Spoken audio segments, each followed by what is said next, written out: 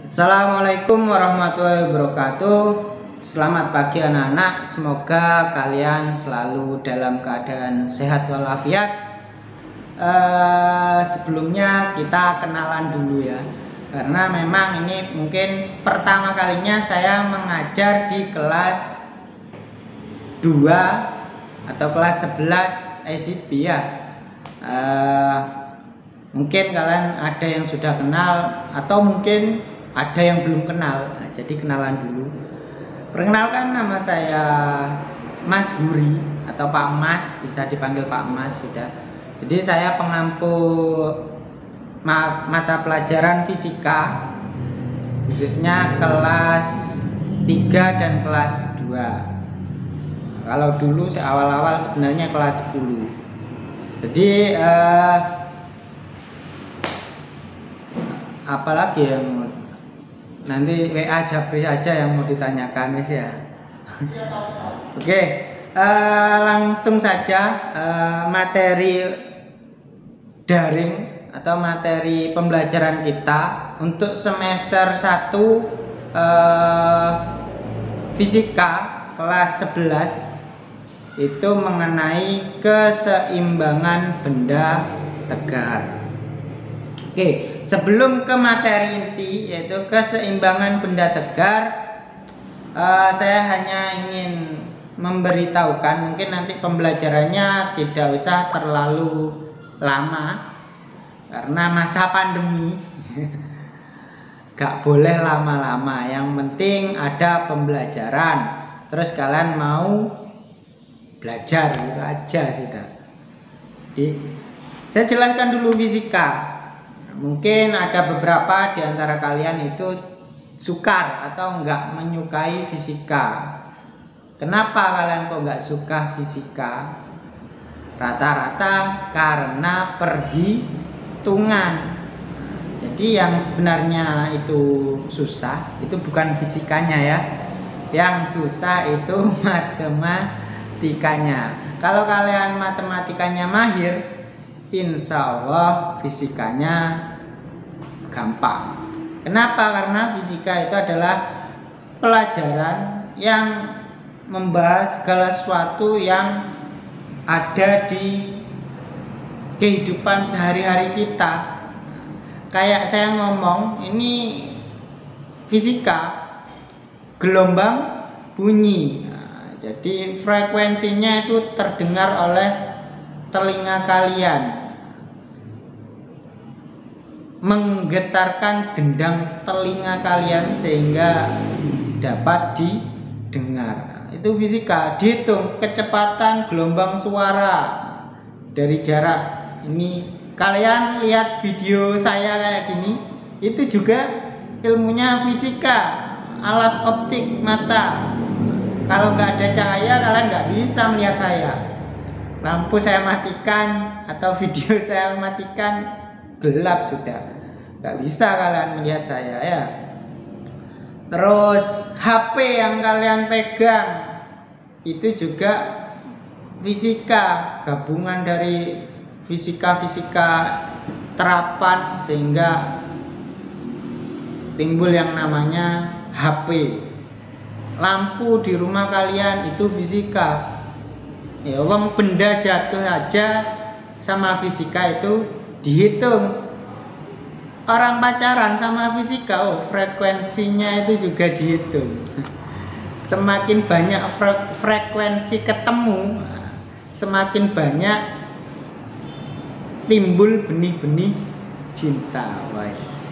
Dosa cinta-cintaan. Kita ke pembelajaran. Jadi fisika itu enggak susah, yang susah apa? Matematika. Oke, jadi kita buat enjoy saja untuk fisika, enggak usah terlalu banyak perhitungan. Tambah wegah, tambah malas. Wis fisika iku angel jarene. Tambah gurune angel, pelajaran tambah angel. Jadi kita buat sesimpel mungkin. Yang penting kalian itu paham, fisika itu enak. Gitu aja ya. Jadi kita bahas tentang keseimbangan benda tegar. Namanya seimbang itu apa sih? Seimbang.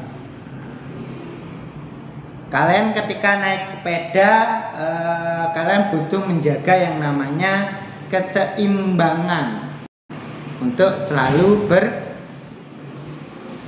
ketika bergerak naik sepeda itu kalian harus menjaga keseimbangan. Nah, dalam materi keseimbangan benda tegar di sini kita harus mengetahui yang pertama itu benda tegar itu sendiri itu apa sih? Apa benda tegar itu? Kalian harus tahu. Kalau nggak tahu benda tegar, gimana saya mau menjelaskan tentang benda tegar? Terus yang kedua tentang momen gaya. Jadi setelah benda tegar kita membahas tentang momen gaya. Terus kita masuk ke yang ketiga, poin 3, momen inersia. Keempat, momentum sudut. Terus ada energi pada gerak, translasi dan rotasi. Baru kita ke intinya, keseimbangan benda tegar itu sendiri. Dan terakhir, titik berat. Oke, benda tegar, apa sih benda tegar itu? Tahu tegar? Nah, tegar itu kan penyanyi anak kecil ya. Tapi bukan itu maksudnya. Benda tegar di sini adalah benda yang apabila dikasih gaya atau momen gaya itu tidak akan berubah bentuknya. Contoh, jadi kayak es batu. Ketika kita kasih gaya berupa energi panas, apa yang terjadi? Akan mencair. Jadi segala sesuatu benda mencair, membeku, menyublim, menguap, atau benda plastik yang elastis itu ketika kita kasih gaya, kita sentuh, terus berubah, mengalami perubahan, itu bukan benda tegar. Nah, kalau besi Pak gimana? Kalau terjadi perubahan berarti bukan benda tegar, gitu aja. Ya. Benda tegar di sini hanya dapat mengalami dua hal. Yang pertama yaitu translasi dan rotasi. Jadi translasi adalah perpindahan tempat. Kayak kita mendorong meja. Itu translasi dari titik A ke titik B. Terus rotasi, berputar terhadap sumbu putar. Itu jadi benda tegar di sini tidak dapat mengalami perubahan akibat adanya gaya ataupun momen gaya. Jadi itu benda tegar. Batu bisa jadi benda tegar. Ketika kita sentuh, kita pegang, benda itu enggak berubah bentuk. Ya, kita kasih gaya enggak berubah bentuk. Kayak gitu.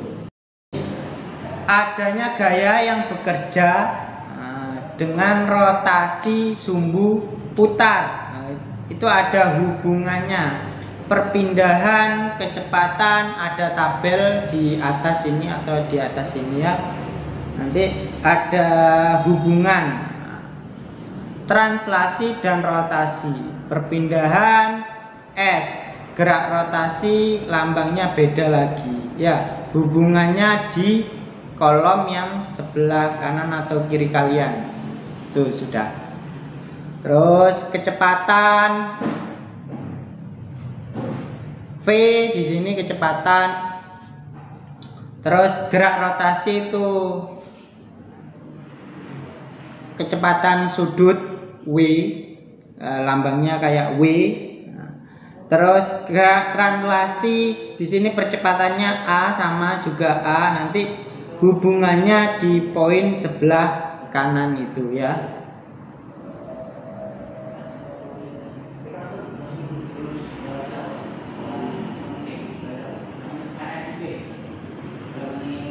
Oke. Untuk lebih lengkapnya kalian bisa baca di LKS, dilihat ya. LKS itu diwaca, dibuat latihan. Ojo eman-eman dilaminating ben awet ya. Pak LKS-nya kotor, wah itu bagus, berarti kalian lungset karena sering dibuka Pak, bagus. LKS anyar atau jangan-jangan LKS-nya belum dikasih nama, mending dilaminating ben anyar ya. Oke, setelah itu kita pelajari tentang momen gaya atau torsi. Lambangnya itu T kecil kayak apa ini? Nah, di situ ada. Bacanya itu to atau singkatan dari torsi, momen gaya. Nah, itu tahu, tulisannya tahu atau kita bacanya to. Torsi adalah besaran vektor. Kalau besaran vektor itu memiliki yang namanya arah. Kalian masih ingat kelas 1 kemarin tentang besaran. Besaran kan dibagi menjadi 2.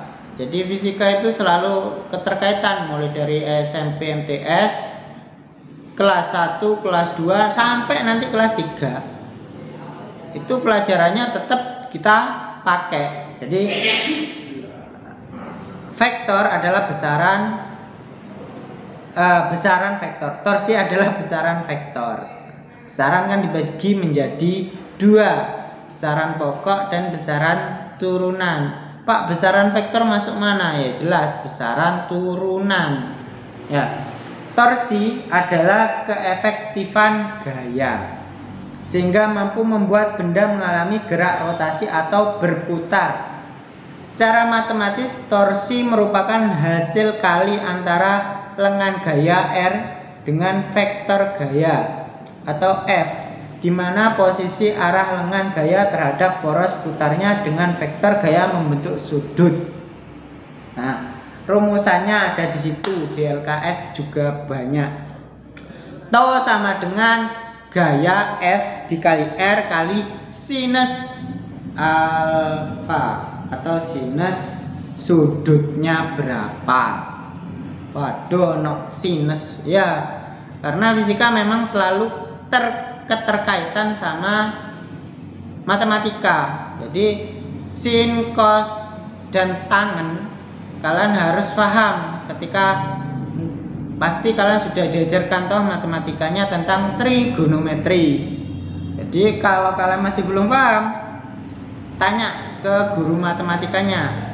Belajar sin, cos, tangen, sin, sudut-sudut istimewa, kalian harus paham ya. Sin 30 berapa, sin 60 berapa, sin 90 berapa, dan seterusnya. Jadi di sini itu keterangannya juga sudah lengkap,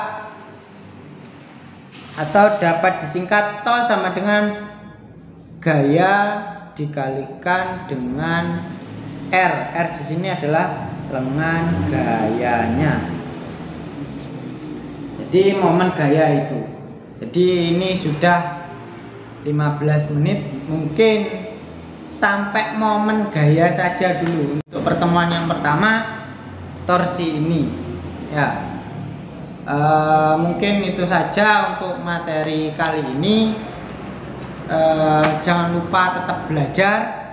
Untuk latihan soal nanti saya kasih biar kalian lebih paham lagi, atau minggu depannya saja ya. Semoga masa pandemi ini segera berakhir biar kita dapat belajar secara tatap muka ya. Karena kalau ketika pembelajaran model kayak gini tuh mumet, Pak Guru nih mumet. Ya gimana, masih mau pasang kamera, nyiapkan materi dari rumah, kan nggak enak ya. Sama kalian pasti nggak enak.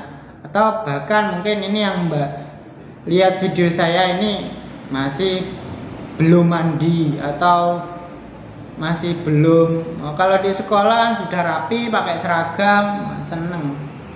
Sekarang saya kan nggak tahu kalian itu mendengarkan, mencatat materi saya sambil tiduran atau sambil nonton TV, saya juga nggak tahu. Jadi semoga pandemi segera berakhir, kita dapat bertemu secara langsung. Oke, mungkin itu saja. Tetap jaga kesehatan dan protokol kesehatan. Saya akhiri, kalau ada yang mau ditanyakan bisa japri ke WA Pak Mas. Terima kasih, saya akhiri. Assalamualaikum warahmatullahi wabarakatuh.